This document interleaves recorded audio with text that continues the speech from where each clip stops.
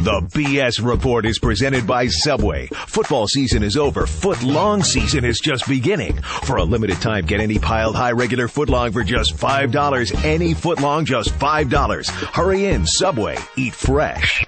Eat fresh.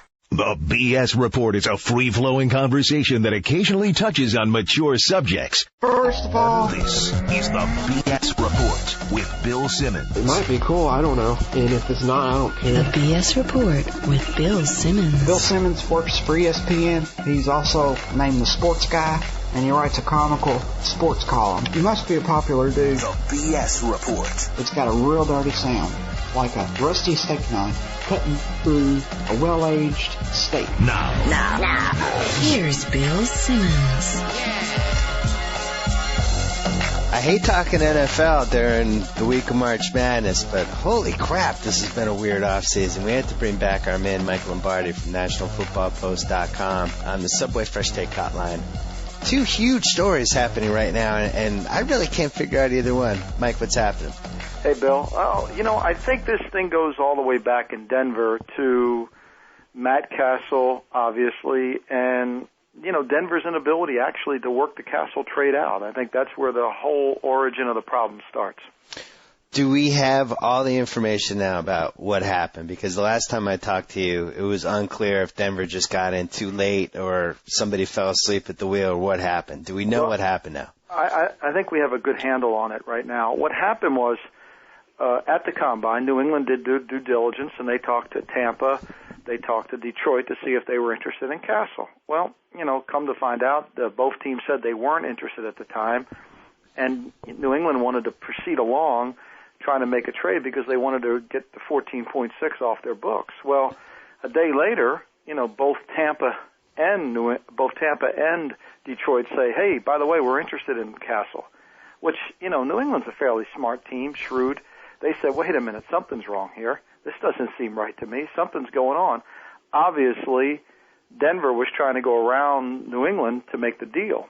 And at the end of the day, because instead of dealing with New England directly, I think Denver basically cost themselves the opportunity because they had other things they had to do, and New England was going to trade Castle to get them off their books, to pick up the cap room, and to proceed along with their free agency. So Denver, by not dealing directly with New England, might have cost them Castle. So Detroit and Tampa say, no, we're not interested in Castle. Denver, independently of whatever New England is working on, says, I wonder what we can get for Cutler, and then we'll go try to get Castle. But they don't check with New England first. Right, because they were stupid. They were trying to sign two New England players. The Lonnie Paxson signing was probably keeping everything at bay because, to get that long snapper on your team, it's the most critical factor of your off season. So got to bang that one out. You got to get that done, and you've got to do that in a clandestine operation. So, you don't want anybody knowing that's what you're doing. So I think that's what happened, and I think there's a little bit of an experience in the Denver front office, and I think, Belichick was going to make a deal with somebody who was going to take the contract at 14.6 without having to deal with a renegotiation and tying up his cap as he gets into free agency. So Kansas City offered him two avenues. They offered him great cap room, and they offered him the 34th pick, and that's what he did. But here's what I don't get. McDaniels and Belichick like each other. Right. Like they were on the same page, and McDaniels, when he left, he was one of the first guys that Belichick, who left the team, who Belichick actually went out of his way to talk about how happy he was and he's going to do great and all that. I don't understand why they didn't have one phone call at some point in April like, hey, between us, what do you think you're going to do with Castle? Yeah, you would think that would have happened. But, obviously when you change sides, your affection for the person that you once worked with becomes more of a business relationship because you're ultimately competing against for the same trophy. So yeah, but isn't there at least a little bit of a trust in place between them where he could, if he's trying to figure out McDaniels what this grand master plan, couldn't he trust Belichick enough to say, hey, what do you think of this? I would think he would have. I think the only way to deal with Belichick is to deal with him directly. You're not going to outsmart him, so you might as well figure out a way to find out where he's coming from and then work within the parameters of where he is. He wanted to get rid of – he did not want to have to – once Matt Castle signed the tender, then Belichick held all the options in terms of trade. Yeah. Because he didn't need approval from that. Had Castle not signed, then this thing could have been tied up for a long, long time, and then the agents get involved, and now I need a new contract. Clearly, Kansas City takes this deal, puts them on their cap. It's a transaction that basically would be no different than trading for a fourth-round pick. One day it's over. Here's the second part that I don't get. What would possess Denver to trade Cutler? That's the part that I don't get. Like, the Bronco fans like him. He's a good young quarterback. It's not like he's making a crazy amount of money. Right. Why would you dump this guy? That's why you're the vice president of common sense, because your common sense instincts tell you why not go with Cutler, where a lot of people in sports want to have their people around them, people they're familiar with. Why would Eric Mangini, who watched Eric Barton play 16 games and knows he can't really run, sign him to come to Cleveland? Because he knows him. And familiarity is probably the cornerstone of personnel decisions in almost every league. And that really is the answer here. Yeah, but I get all that. But if I'm like one of McDaniel, I'm sure McDaniels has a couple of confidants. So if he's telling, like, say I'm one of his buddies from college, and he's telling me this whole plan, my reaction would have been, are you sure this is how you want to start your Denver Bronco coaching career, by trading this guy that everybody in Denver likes? This is really going to be your first move? Yeah, I think that's a very prudent question, and obviously the reason the Denver job was the most attractive job of all the jobs out there was because of Cutler. Right. And now, as we look back, Cutler's the reason is the guy he's trying to move, whereas all the other jobs, even including Seattle with Matt Hasselbeck, and let's throw Indianapolis out because they already had their coach in place, there was no other quarterback. I mean, how often do you find a position as a new young head coach that you got a Pro Bowl quarterback, a guy who threw 25 touchdown passes and for over 4,000 yards? And I know, look, there was some chinks in the armor offensively at times with Denver offense, even though they moved the ball and they were very good. But at the end of the day, they had no running game. Yeah, at the end of the day, he's really a fabulous quarterback. And does he need to be coached? Yeah, I think Mike Tomlin proved that with Big Ben. He said, hey, look, we're either not turning the ball over, you're not going to play. And Ben stopped turning the ball over. So all players need to be coached. I thought the season Cutler had last year was really good because, they were down to their 7th-string running back. They're signing Tatum Bell 3-4 months after he was accused of stealing somebody else's suitcase. That's how desperate they were. I mean, you give him a real running back and a better team, and I just think he's going to be better. The other part I don't get, this would all make sense to me if Cutler was making, had a giant cap figure or something, and you could bring Castle in for half the price, maybe turn the 12th pick into the 19th pick, then use the extra cap space to sign like 2 more guys. But it was whatever they were trying to do. That wouldn't have even been the case. It would have been like a lateral move with the quarterbacks, right? Yeah, and it would have increased. Obviously, Cutler's cap number is relatively inexpensive for the next 3 years. Yeah, and taking on Castle's new deal would have been astronomical cash flow out the window, and you would have spent a lot of money to improve your team by how much? Or if you really actually would have improved it at all. Or gone backwards. What's the cost value added into this deal? It didn't really make a lot of sense. So, and one of the things that I've had this conversation with people in the league, the hard thing about Castle when they franchised him was, on the surface it looked like, geez, the number one guy you would have traded him to doesn't need a quarterback. And then all this comes up. Now, if McDaniels takes the Lions job, now all of this makes sense. You trade the 20th pick, you get Matt Castle, sign him to a 5-year deal. Things are off to the races. But again, that made too much sense. I think Jim Schwartz is a fabulous coach, but if I would have been a vice president or a GM in Detroit, I think I would have gone after Matt. I would have gone after McDaniel because it would have been a 2-for-1 special. Yeah, and then when he took the Denver job, I thought, that makes sense. He's got Cutler, and then it turns out he doesn't want him. So obviously they have to trade him now. I don't think there's any going back. Well, I hearken back to, being the NBA fan that you are and I am, I hearken back to the Allen Iverson deal where Matt Geiger wouldn't release his trade kicker at 15%. He wasn't making enough money. He wasn't robbing them enough in Philadelphia. Right. Geiger wanted a 15% increase over his deal to go to Detroit. Larry couldn't make the deal. Iverson comes back to Philadelphia. They go to the championship, ultimately losing to the Lakers. So anything can be repaired. If that can be repaired, then anything can be repaired. And we saw that also happen with Robert Horry with the Rockets. And then just recently, Tyson Chandler goes back to New Orleans, and that team took off.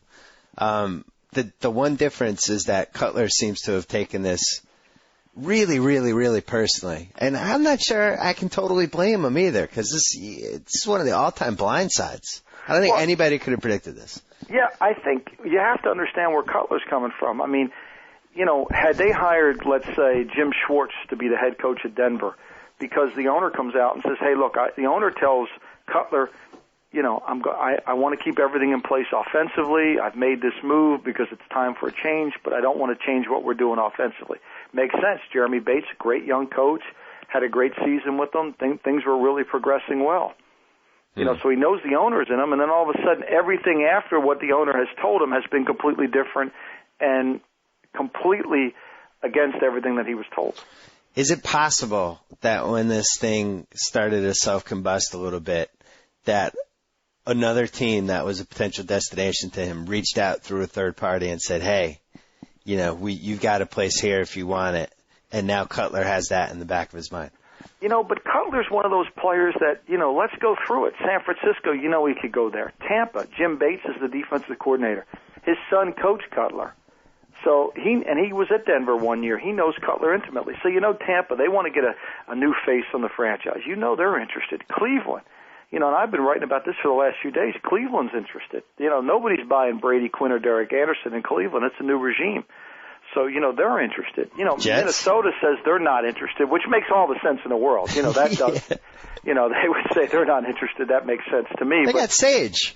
They're all set. They got Sage Rosemary, Rosenfels. and wine. They have him. So, you know, I mean, Cutler's one of these players that, you know, there's a lot of teams that are going to should be interested. What about the Jets? The Jets, and I have this reliably reported to me, the Jets were considering drafting Cutler when he came out, not with the 4th pick. They had the 20th pick. The pick they ended up taking Nick Mangold down in the bottom of the first round. I think they had the 27th pick somewhere around there. They weren't going to try to trade up to get Cutler. They loved Cutler. They got talked out of Cutler late by an outside consultant, but they liked Cutler. Now, the Jets come out initially and say they're not interested, and then, of course, 10 days later, the Jets are doing their due diligence. So there always remains to be seen. And, of course, Buzz Cook represents Cutler, and he represented Favre. So this is going to be an ongoing saga. Last Cutler question. Is he worth like a top 5 pick? Like if you're the Niners, do you trade that, whatever, I forget what pick they have, but do you trade that for Cutler? Based on this draft, yes, because this draft has about 3 or 4 marquee players, and then after that, that's going to be it.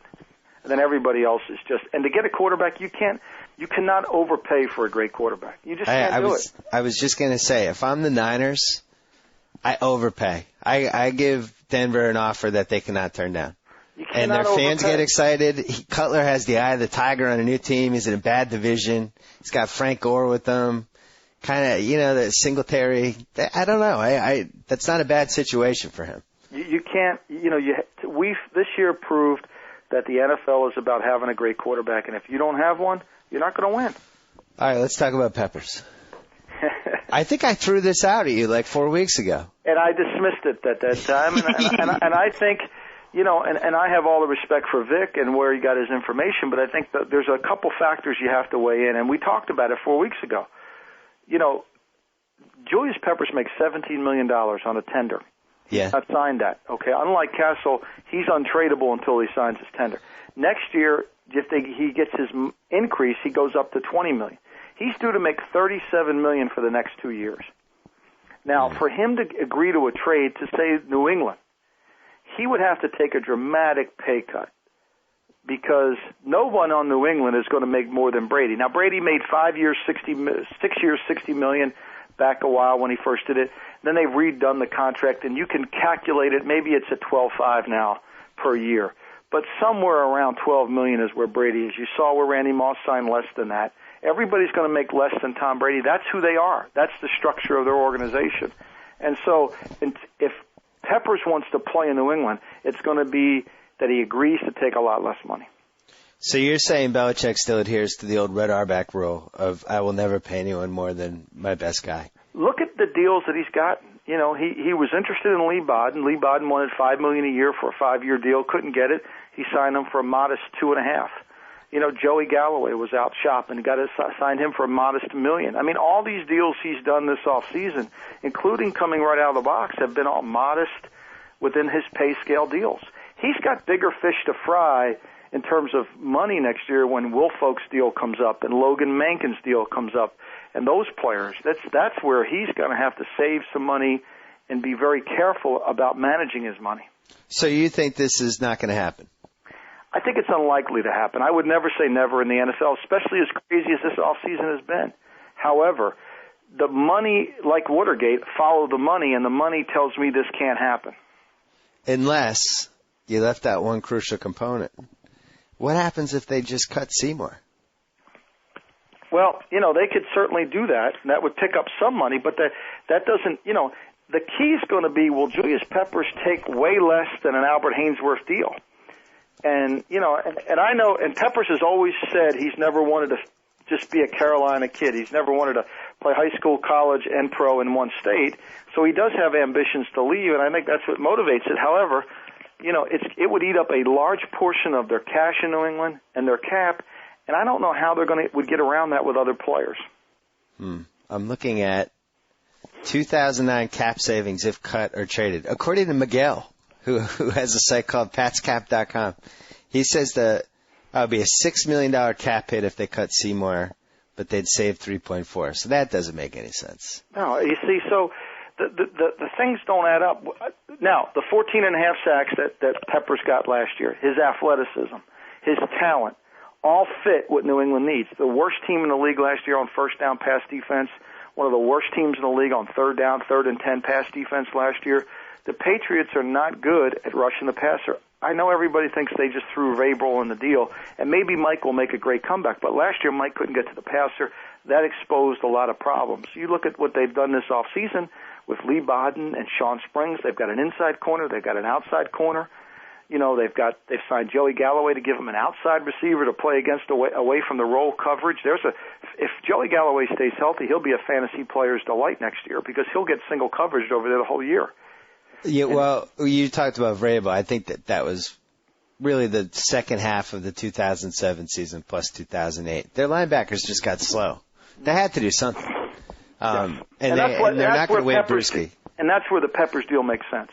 Yeah, but as you said, it's money-wise, it just doesn't add up, and it doesn't make sense to anything that this team has done for the last 8 years. As excited as it would make me, it would be just completely different from as you mentioned, the Brady part, and then the part where they need money to pay for Mankins and Woolfolk next year.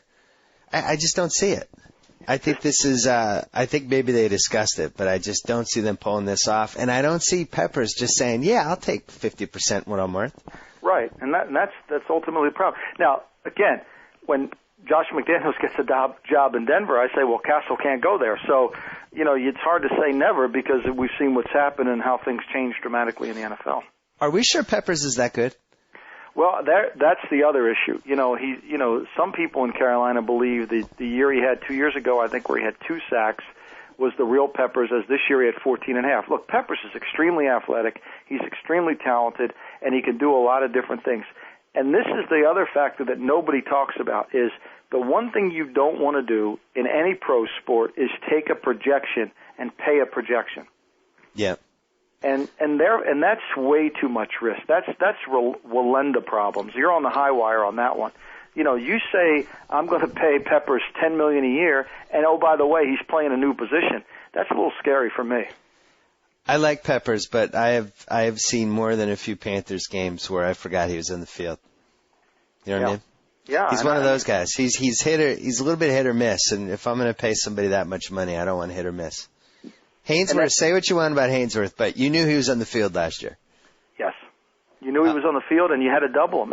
And where Hainsworth is really, where people miss the boat on Hainsworth a little bit is that he's more inclined, Monday and Tuesday and Wednesday, he's a coach's nightmare. Nobody wants to, how are we going to block him? Everything you do is centered around how we're going to handle Albert Hainsworth. I think Jason Taylor has a better chance to end up in New England than I would think Julius Peppers. And that's a much more logical move to me. He's the type of Patriot that they go and get, like the guy kind of near the end of his career, but might have 2 good years left, smart, team guy. The only thing I worry about, it seems like he kind of went a little nuts after the Dancing with the Stars thing. Yeah. So he's like, hey, is there an S-League photographer around? Hey, here, I'll pose for a picture. If you watch his tape last year, before he got injured, it was not very impressive. And when you have that situation, bad tape, marquee player, before the injury, the players don't realize they're not the same player. Yeah. And so this is going to take a lot of talking and time to say, you know what, you really didn't play good last year. It's tough for me to pay you the going rate. You're going to have to take a lot less. And he might have miscalculated that deal in Washington. And the other part that worries me is that for whatever reason, he just always killed the Patriots. And it scares me to be looking at a guy that always kills you because it's a distorted sense of what his actual value is. You know what I mean? Mm-hmm. So, I don't know. Well, I've lived that. I mean, the Sixers traded away Brad Daugherty because Roy Hinson always killed him. Wow, a Roy Hinson reference. Yeah. I mean, so I've lived that my whole life, so I know exactly what you mean. You mentioned the Hainsworth thing and how Monday, Tuesday, Wednesday, the other team is figuring out how do we stop this guy. And what scares me about the Pats as a fan is I'm not sure we have a guy on the defense like that. No, nor have we for a while. But what scares people Monday, Tuesday, and Wednesday is not as much of the players as it is the scheme and how they utilize that scheme. And that drives people crazy. You could say the same thing for Philadelphia. There's not one player in Philly's front seven that you sit in a meeting and say, oh, how are we going to handle him? However, Jim Johnson and that unique scheme that he runs causes you a lot of nights where you say, how are we going to treat this? If we get to this, oh, no, we can't handle that, and he's a problem. And that's where they get you a little bit. And there was a time when Seymour, let's face it, Seymour has not played well the last years, but, he doesn't have a guy on his outside that's really bringing the heat like he used to bring.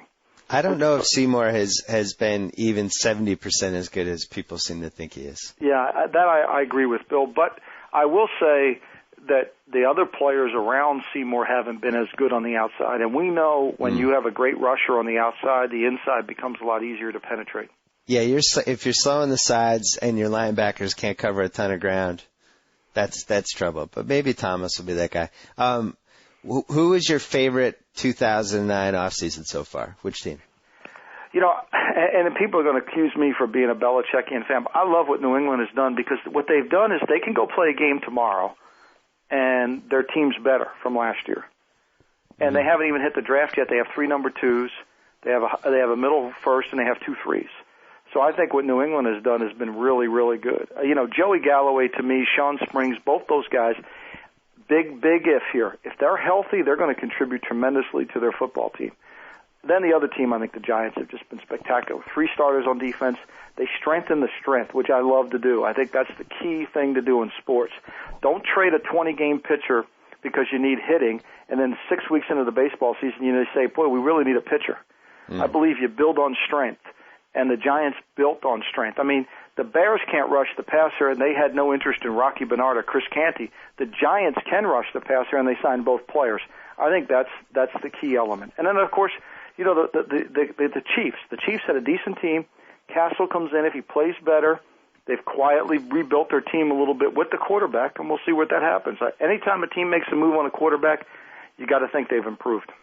You mean my 100-1 Kansas City Chiefs? There you go. There it is. Did they get anybody other than Castle?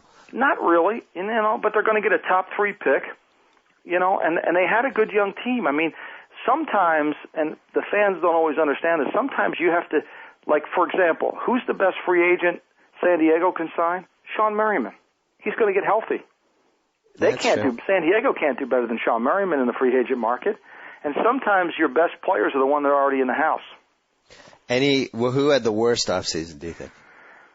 Well, I think that when you look at it, just on paper, you could say Philadelphia's had a bad offseason, but really Philly hasn't lost anybody that you think, oh my, that's really going to hurt them. They can't really overcome that one. Green Bay hasn't done anything, and you wonder what they're thinking about. I don't know if anybody's had an ultimately bad one. I just think things have stayed status quo. I got to say, Green Bay's been what the hell are they thinking about team for about 18 months now.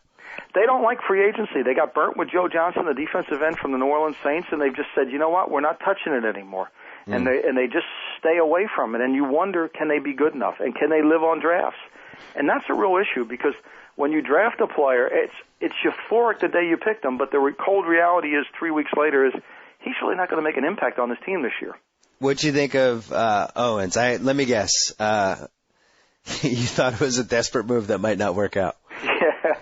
I quoted Bruce Springsteen. Sometimes I can't tell my desperation from my courage. I'm not sure it was courageous. I thought it was desperate. Yeah. But I can understand. Buffalo's a team that I've misevaluated for a while, especially offensively. I think Roscoe Parrish is a good player, but he doesn't make any plays. He has one touchdown. Yeah. I think Lee Evans is one of the best receivers in the league, but they don't make enough plays with him. I think Marshawn Lynch is a really good player, but he only averaged 6.5 yards per reception last year. So there's not enough meat there. Now, Owens comes in, second in the league in drop passes, 49th in the league in yards after the catch. Not really going to make a big difference to him, but perception-wise, he'll be able to get a lot of plays where he's not faced into roll coverage, which will certainly help him. The key to Buffalo is going to be they should be after Cutler. They should be stepping up to the plate. There's a team that has a quarterback, but they really don't have a quarterback, do they? So you're saying maybe trade Trent Edwards, and let's see, what pick do they have? They're in the teens? Yeah, they should be around 12, 13. Is that Trent Edwards and a number Buffalo's 12 and 11. something else? Buffalo's 11 right in front of them. So Trent Edwards and the number 11 for Cutler. Yeah, would you do that? I would be all over that. I think Buffalo's one of those teams that is just not good. It's the Buffalo like the 76ers, like you write about all the time. They've got a lot of these max contracts, and all they can do is barely get to the playoffs. Hey, Joe Meade. Yeah. Would you trade Trent Edwards in the 11th pick for Jay Cutler? A year ago, definitely, but I just feel like Jay Cutler with his whininess, it's starting to grate on me. I don't know if I want him. All right, there you go. Joe Meade. Lombardi, weirdest offseason. Offseason that you just look at and you say, what the hell is going on there? Not good or bad, just curious. Cleveland I'm real curious about. Cleveland's a team that I just really don't understand. I just kind of just scratched my head a little bit. I think the Jets is another one. People accuse me of being too much of a friend of Belichick's, and I pick on the Jets too much. But the Jets have this huge need at quarterback, and they don't have one. And it's going to take a lot of courage to roll the dice with Brett Ratliff. There are better personnel men than me that will do that. Why wouldn't the Jets just sign Leftwich? Why wouldn't the Bears sign Leftwich? How is Leftwich still sitting there? Leftwich can't get anybody to even nibble on him. And watch him against Jacksonville when he took over for Big Ben. Yeah. I was never a huge fan, but I was really impressed with the way he handled himself last year and the way he played when they needed him to play. I think teams are scared to bring Leftwich in because he's got such dynamic locker room presence that he could turn the locker room around. Why wouldn't Detroit sign him? Well, because when you have Culpepper, you don't really need to look at QB anymore. It's just the questions just beg to be. Minnesota, they're another team that you got to scratch your head. Sage is exactly what they have in terms of what he does, turning the ball over. You can't get those turnovers out of your head. If you're working for the Vikings and it's the fourth quarter and you've got a 10-point lead and you've got Sage on the field, tell me you're not going to think about the Colt game again. Yeah. He's basically Gus Frerotte without the story where Gus hit his head against the wall and knocked himself. He's basically Gus without that story. And if I'm running Minnesota, all I'm thinking is I want a QB that doesn't turn the ball over and can throw the ball deep and occasionally connect on it. I basically want Trent Dilfer in 1999 or 2000, whatever that year was. Yeah. And somebody who's not going to screw this up, and I'm going to revolve everything around Peterson. And instead they have this guy who might commit 4 turnovers each game. He's like the kid when we were all young that got picked last that always was the first guy to shoot in the pickup game. I'm going to throw this out for weirdest offseason. The Rams. I don't disagree with what they did. I don't agree with it. It's weird to me that they really have nobody left. It's basically Steven Jackson and Bulger, who they'll probably waive at some point. But I was very surprised by Torrey Holt. I didn't quite understand that one. Well, he was making way too much money. He's got an arthritic knee. He wouldn't take a pay cut. He wasn't the same player that the Rams had thought he was. And those problems, and a new coach comes in, he wants to have his guys. Again, it goes back to that, I got to have my guys around me. This is from the old, and it's tough. It goes back to the law of threes. It's a lot easier to get rid of Torrey Holt than try to win him over. So there's something degeneratively wrong with his knee? Well, I think it prevents him from being a spectacular player. I mean, his numbers this year were as bad as they were going back to his rookie season. Now, that's not all his fault. I mean, that offensive line couldn't block anybody, and Bolger had no time to throw the ball. So, the stats, you can look around and play with that. But, however, with his age, the knees, the size, the losing a step of speed, but look, Tennessee really would like to have him. Tennessee almost traded for him. They were very interested in making a deal. He would be a better player for the Titans than he would be as they're trying to rebuild the Rams. Yeah, and he's also a really good guy, which I don't think you can undersell with stuff like this. Like a veteran guy who's won a Super Bowl and is just a solid chemistry guy. That's the kind of guy you want on your team. And it's better off for the Rams to move on than to try to convince Torrey that he's, it's tough to tell a player you're not the same guy, so we're going to work around you. All right, quickly. The top 10, you did a mock draft. Let's see, what day was this? March 14th. So you have Stafford going to the Lions, definitely. Yes, I think that's a good pick for right now. The Lions still have to go down and work him out, watch him throw, but I think the Lions get it that they know they need a quarterback. I'm going to say the fans will be excited about that, right? You would think so. I mean, You would think so. They, the Lions need hope. Yeah. As Mickey Rourke said one time, he said, we're in a hopeless situation, but there's still hope. I think that's the Lions. Okay, so St. Louis Rams picking second. They can go a lot of different ways here. Aaron Curry, I gave him Eugene Monroe, who I think is a very good left tackle, a perennial Pro Bowl type athleticism at left tackle. They could go Aaron Curry, who might be the cleanest guy in the draft, should be the second player, can play all three downs. I gave him Eugene Monroe because I don't think you want to watch Alex Barron play left tackle for more than one game. Well, and that pick makes sense, too, if they got rid of Orlando Pace. Right. Well, they say they're going to move Alex Barron over there, but, this time of the year, most GMs lie. My Chiefs at number 3. I think this is a lock of all locks. Aaron Curry's the pick there. They need a linebacker, 10 sacks last year, couldn't rush the passer. Curry's exactly the kind of guy Scott Pioli's going to want. Character, can do all sorts of things, can play Mike, can play Sam, could play Will. He could play any linebacker position on the field. He's very good. And I kind of like that defense now.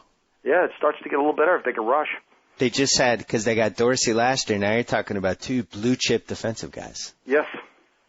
Along with Jared Allen, they traded him. Yeah, that's right. Because they had a lot of strength in the line, so they traded a 20-game pitcher for a hitting, right? Yeah. That's what they did. Well, you want to get rid of a 26-year-old guy when you're doing a youth movement. Sorry, let's build something together, Bill. Seattle. I don't remember the last time they picked this high. Holy mackerel, number 4. I had them picking B.J. Raji, who's a really good defensive tackle, and then they went and traded for Corey Redding, and they signed Colin Cole. I'm going to go Jason Smith here now on a change because I think they need a left tackle. They need some youth in their offensive line. I think that's where they'll go. And nothing gets the fans more excited than a left tackle. Yeah, nothing. Cleveland at number 5. All bets are off, as always, with the Browns. I think they could easily pick Mark Sanchez here. I've been writing this for the last week and trying to imply nobody's in love with Brady Quinn in the building. His support has left the building. People forget Brady Quinn threw for a 50% completion ratio, and one of those games was against Denver. What did they give up for him? Well, they gave up a 1 the following year. So, Yeah, but, they're rearranging the offices in Cleveland. They've done everything to change the Cleveland pass. This is the Eric Mangini Cleveland Browns. I wouldn't be surprised if they took a quarterback. They need a front 7 player, somebody who could rush the passer. They need somebody who can give them speed on defense. I gave him Brian Arapaho. I'm not sure that's the right pick. Everett Brown could be a guy there. I think they could easily go quarterback. Well, the VP is going to step in right here. Okay. I think it's too early to give up on Brady Quinn. I just don't think he played enough. And I still like him. I like the way he carries himself. I'm not willing to write him off yet, especially after all they gave up with him. I just think, is Sanchez really good enough to just say, you know what, we're going to abandon this Brady Quinn thing. We gave him 4 starts. That's enough. Yeah, I'm just hearing things out of Cleveland that don't make me feel like Brady Quinn's part of their future. Did anybody who is now running that team, was any of those people involved with that pick? No. Oh, see, that's guys. People love to bring in their own dudes. Yeah, and that support has left the building. You know, we used to call it at the Raiders sponsorship. When you don't have sponsorship, you're not as good a player. All right, well then, if they're going to have a Brady Quinn discount sale, then where's Minnesota and Tampa Bay? Minnesota doesn't need a quarterback. The common sense coach needs to understand they don't need a quarterback. Sage, I forgot. Yeah, and they got Brad running the offense. So they're where's Tampa Bay then? You know, Tampa Bay. I think Tampa Bay certainly would be. They're looking to try to trade up in the first round. They want to get their guy. Trading for Brady Quinn wouldn't be as appealing to this new era that's going to go on. The face of the franchise is what they call it in Tampa. These teams are stupid. Well, I'm very excited about these next two because they never disappoint. Cincy at 6 and Oakland at 7. Well, Cincy will take an offensive lineman if there's one left. I think they could easily take Andre Smith. They need a right or left tackle, so I'm going to give them Andre Smith. The Raiders could take B.J. Raji, who's a very good defensive tackle, who's got a lot of power and strength and explosion. They need a defensive tackle, one of the worst run defenses in the league. Everybody has them picking a receiver. I just don't see that because I sat next to him for 8 years, and there's not a receiver on the board that has confirmed speed. People think 4.48 is fast. At Oakland, he doesn't think that's fast. I see him taking a Mike Wallace, not the 60 Minutes correspondent, but Mike Wallace from Mississippi in the second round before I see him taking a receiver here. So I'd give him B.J. Raji here. I'm going to make a prediction. Go ahead. Because you have Mark Sanchez going 8 to Jacksonville. Mm-hmm. I don't think he goes below 6. I think somebody will trade up and try to swap picks or whatever because he just seems like he has more value than some of these guys. I agree, and that's why I gave him to Jacksonville at 8. I mean, people say, why would you do that? Well, you know, there's no backup in Jacksonville, and if you're tired of watching David Garrard play, you say, I'm going to have to make a move. Who do you make a move with? If I'm Seattle, I'm making a move with San Fran. I'm saying, you give me 10, you give me something else, and we'll give you 4, and you guys can take Mark Sanchez, and you have a quarterback, you have a West Coast guy, your fans are excited. Although, is there a chance they actually think Sean Hill is the answer in San Francisco? Please tell me no. You hear that. I can't believe. I think that's more for the season ticket holders than it is for people that actually know what they're talking about. My Lord. Because it seems like San Fran would be the team potentially that would move up for a QB. They should do everything in their power to get a quarterback. If Bill Walsh were still in the building, there would be no doubt they're getting a quarterback. And we like Sanchez, right? Yes. Yeah. I think you like Sanchez, him more than Leinart or less? I like him more than Leinart. I think he's got more accuracy. I think he would have been better served to stay in school another year, but yes, he's very talented. And you also like this Aaron Mabin, this defensive end outside linebacker hybrid. Seems like the type of guy who always does well when he comes into the league. Yeah, Mabin's an interesting guy. He grows on you. He doesn't play with a lot of power. He's very athletic. He's got really long arms. He should have stayed another year in school, came out, but all these teams that are going to a 34, he fits the bill. He's athletic. He can run a little bit, and he can play in space, and he can rush the passer. So there's no chance he falls to the Pats, right? No. Damn it. Could the Pats move up and get him, maybe? I don't know. He's not Bill's kind of guy, but, I don't know. Last guy I'm intrigued by, Crabtree. Where do you see him? It seems like he's fallen out of the top 10 because he broke his foot. Well, or whatever he did. I think Crabtree, receivers, first of all, the reason I didn't put him in the top 10 was more for the reality that it's very expensive to pay for a guy with a little bit of an injury, especially in the top 10. Once you get past 10, then it becomes a little easier to pay. San Francisco could use a receiver. I can't imagine that they would pick a receiver with all their other needs at 10. I think Crabtree's really a good football player. I don't think you need the 40 time for Crabtree. My decision to not give him to the Raiders is because unless he can run a time, it's very difficult for that owner to make the pick. So where does he go then? Could he go to Denver at 12? He could. Well, I don't think Denver wants to go. They can go to Washington at 13. He could go. Oh, that's a classic Daniel Snyder move. Yeah. Go for the name guy. Exactly. He could. All those teams don't. San Diego's at 16. The Jets need him at 17. If Crabtree's on the board after 7, look for the Jets to try to trade up and get him. Washington makes sense. I guess Houston would. And really anybody after number 10 should be thinking about him, except for the Bills because they have T.O. What happens, quarterbacks and receivers are one of those positions that unless you have an ultimate need, like, New Orleans isn't going to pick a receiver. Houston shouldn't pick a receiver. Right. So those teams are target for if a guy slips and you're, say, Chicago, and you want to get him, all you got to do is get to, go to 15 and you got him. The Jets are sitting at 17. We got to go up to get him. We need a receiver. I like him for the Redskins. Yeah. I think that would be exciting. Last thing, Ross Coleman from Sacramento wrote in, is it bad that I have bought into the year of Lombardi so much that I saw something titled Lombardi on the NFL Network and was actually disappointed that it was something about Vince Lombardi and not a new show featuring Mike Lombardi?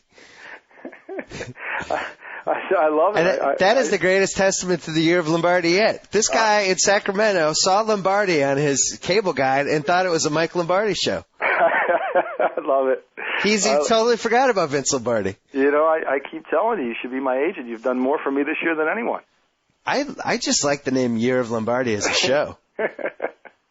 It's just like, and coming up at 6:30, the NFL Network, Year of Lombardi continues. Yeah, there you go. That'd be good. All right, well, we'll talk to you. When is the draft? We've got another month to go, and you got my Sixers in town against the Lakers. They lose by 20. They'll be down 15 at the half. What do you think? Did you go to the last game at the Spectrum? No, I did not. How come? Where was I that day? I was doing NFL Network that night. I couldn't go. How dare you miss the last day at the Spectrum? For me, it's a bad job by you. I know it would have been great to go see it, but unfortunately, the only seats that I ever saw at the Spectrum were in the triple deck. My friend Mike Tolan was there and got to introduce his son to World Be Free, so he's on cloud 9 right now. Yeah, that's There's pretty some great exciting. memories in that. Saw Bruce Springsteen play in there too. Billy Joel, it was great. I loved it as well, and there goes my phone, which means it's time to go. We'll talk to you before the draft. Thanks, Bill. Bye-bye. All right, thank you. Just a couple emails before we're done. First of all, Ron Silver died, and I was very bummed out because he was one of my favorite. He was originally that guy, but then I think he became Ron Silver. I first loved him in Silent Rage. He played the mad scientist who brought the robot serial killer back to life, and he's one of those guys that you've just seen over and over again, a lot of stuff. I actually got to meet him. I went to a junket for the movie Ali, the one that Will Smith did, and talked to him for 10 minutes about Silent Rage, and it was really funny. I guarantee I was the first person ever to bring up Silent Rage to him, but I really liked him, and he also gave me a lot of comedy mileage because he was the guy when Fox kept showing, I think it was either the 2004 or 2005 playoffs, Fox was running all those promos for Skin, which was like the district attorney's son was dating the porn producer's daughter or something, but it had the ad where Ron Silver screamed at the daughter, "Her father is the district attorney!" Or his father. I can't remember. Yeah, it was her father. So it was his son was dating the district attorney's daughter. And anyway, they ran that ad over and over again, and for like just 4 or 5 weeks, I would just get emails with people writing that in capital letters. So anyway, Ron Silver, we're going to miss you. Brett from Philly pointed out something interesting to watch for March Madness that I haven't heard anybody mention yet, and if they did, I just missed it. But so Chester Frazier is a guard at Illinois and broke his hand. He's out. The backup guards include a guy named Jeffrey Jordan, Michael Jordan's son, who might get major minutes in round 1. Very exciting. I can't wait to see how this turns out. I'm kind of almost rooting for Illinois now to see what happens there. And speaking of the tournament, tomorrow, Joe House is going to come on. We're going to pick the official BS Report bracket, me and him. We're going to go through every region. We're going to do a Sweet 16. We're going to do a Grade 8. We're going to do a Final Four. We're going to do a championship game. We're going to bang it all out. We're going to go on the record. And if it takes 4 or 5 hours, we don't care. We're going to do it for as long as it takes. So stay tuned tomorrow on the BS Report for that. Until then. So I get to sign off. Whoa. Thank you for downloading the BS Report with Bill Simmons. Too much fun. Check out more podcasts at the iTunes Music Store or at Podcenter at ESPNradio.com. Peace out. And that concludes another episode of the BS Report. And here's 55 more words that Bill Simmons intended to mention, but unfortunately ran out of time. Now you can get any regular piled high Subway footlong for just $5. The keyword is any. The sweet onion chicken teriyaki, savory chicken and bacon ranch, the meaty taste bud pleasing Italian BMT. All the regular famous Subway footlongs, just $5. Subway, eat fresh. See store for details.